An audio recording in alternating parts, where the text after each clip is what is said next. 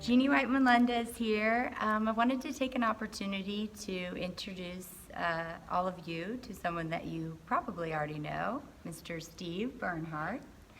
Hello, Steve. Hey, Jeannie, how are you?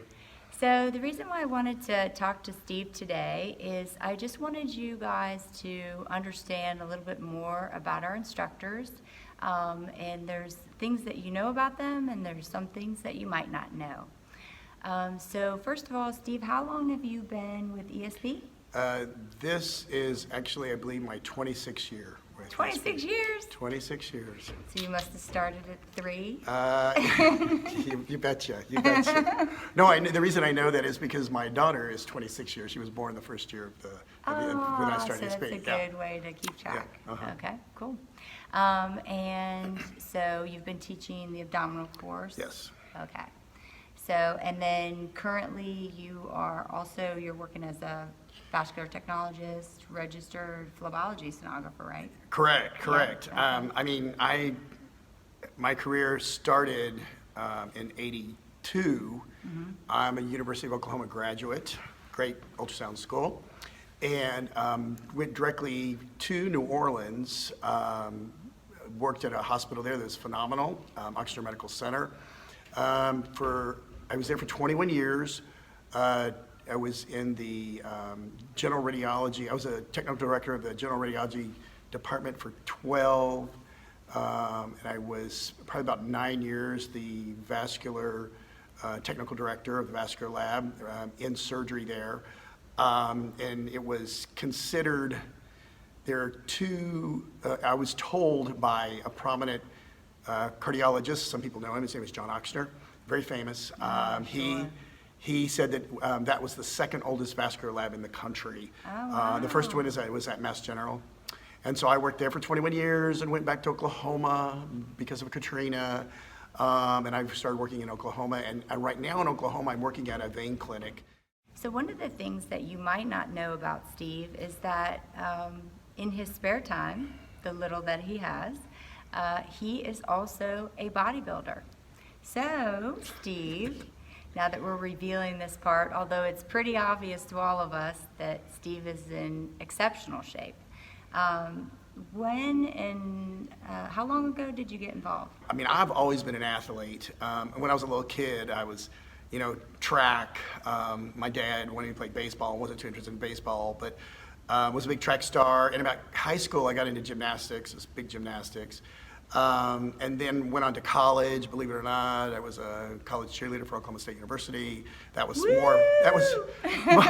more fun than athletic. But then, life went on, and I moved to New Orleans, had 2 kids, got kind of overweight, actually, kind of out of shape for the first time in my life. I did. I want to see photos. And then of this. so there's evidence, but we're not going to show it. 4.5 years ago, started lifting weights. And typical Steve style. Well, and of course, 16 weeks of really pushing it. The diet is crazy. And so here I am on stage, and it was okay. It was like, and I got third in the Masters, and everybody goes, "Oh, Steve, don't complain." I'm like, "Yeah, well, I didn't," and it was like He's a bucket. not competitive or anything. In ultrasound, if you listen to sonographers, they have a great deal of musculoskeletal injury. But sonographers, they realize when we scan, it's isometric. We're constantly pressing, we're pushing and twisting and pushing and twisting, and we get into weird positions. That's true. And ergonomics is great, raising the bed up, keeping your back straight. But building, working on tensions of deltoids, chest, it actually helps wrist. You're constantly pushing, the resistance is great. A lot of sonographers have rotator cuff issues, and I highly advocate go out there, even if you don't have to be lifting a lot, it's just a routine, do it, even if you do it twice or 3 times a week, do some resistance training. So there was an article that came out of Boston University School of Medicine, and it actually discovered that there are enormous benefits for brain health and cognition with exercise. That apparently the study found that certain hormones are increased and released when a person does exercise. So that was one study, and that was out of Boston. And then out of Harvard Medical School, there was a study that showed during endurance exercise, which is probably more maybe along the lines of the triathlon stuff, but that there was a chain reaction, and that too increases memory, increases the ability for the genes to become activated, and so that learning is maybe easier, you can retain more. So does that surprise you? Not at all, no. Not at I mean, all? you know, when I was a marathon runner, everybody talks about the running high. I don't know that I ever felt, I think it's kind of vague, but you know when you're done, you have this euphoric feeling. You know, Right. and weightlifting is like that, and swimming is like that. It wakes you up early, you're ready for the day.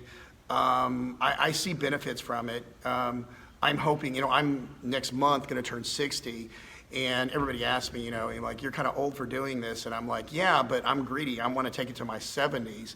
I want to be a person who is active, and believe it or not, you know, when men get older, their hormones kind of depress. But having an increased muscle mass, you actually maintain it. And so it keeps me going. I enjoy it. So we know that cognitive function improves with the exercise, and possibly memory as well. But the other thing is too, is there's a common thread here, I think, for Steve, and one is discipline, and two is he's just sharper. And one of the 7 habits of a highly effective person, the number 7 is sharpen the saw. That's what we do at ESP. We try to guide them in the right direction, and you know, we talk about the boards, and we talk about what they need to know in our personal opinions. But I think first of all, don't speed this process up. Give yourself plenty of time to learn the material and learn it well. You're going to have to put in those hours and there's a lot of memorization. There is. I'm not going to lie about that. So But a lot of discipline. yeah, and take it in layers. You know, take it a small amount at a time, but don't deny yourself a social life. Don't deny yourself a physical life, because all of that helps with your cognitive ability. I think it does, and you just need to prioritize. And I know people get obsessed about, I have to pass this. I have to pass this to maintain my job. I have to pass this to get a job. And yeah, all that is very important. But you need to maintain your sanity and your calmness. You need to, and actually, sometimes physical activity will help you deal with anxiety. And I know a lot of students, they get into a testing situation, they become so anxious that they can't clearly think. And you need to teach yourself to be in those situations, calm down, think correctly, and you'll understand questions, and you'll answer them more correctly if you do that.